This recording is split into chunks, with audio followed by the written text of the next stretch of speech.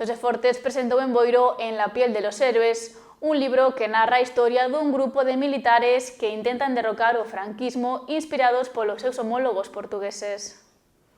O Centro Social de Boiro acolleu este venres unha nova presentación literaria. Desta vez foi o turno do escritor Xosé Fortes coa súa obra En la piel de los héroes.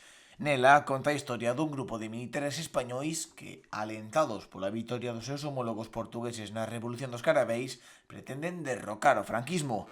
Un autor que plasma neste libro a súa visión de España nos últimos anos de ditadura e o comezo da democracia. A súa versión do que foi a UMD e ao mesmo tempo que recrea a historia de España dos últimos séculos, non? Ou mellor dito, das últimas décadas.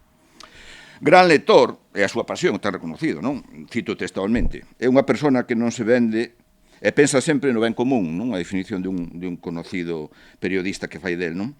Militar, profesor de secundaria, director de instituto, concellal de urbanismo en Pontevedra, dese tempo ia escribir un libro que tes moitas anécdotas ao respecto, fundador da revista Vagalume, como se dixo antes, revista infantil e juvenil en galego, un home con moitas inquedanzas e sempre, desde logo, comprometido coa súa terra e con máis débiles.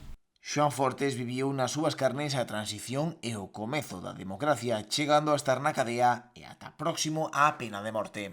Para combatir o franquismo e para democratizar un pouco as forzas armadas, non?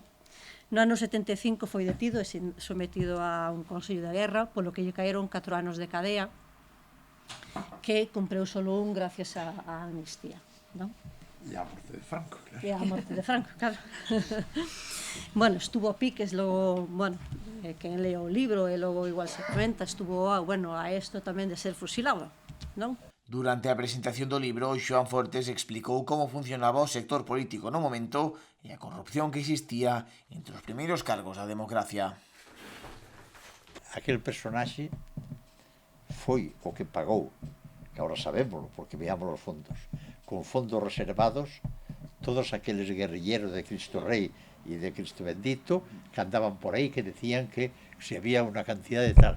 Eran todos el servicio de información montaba estos corrillos.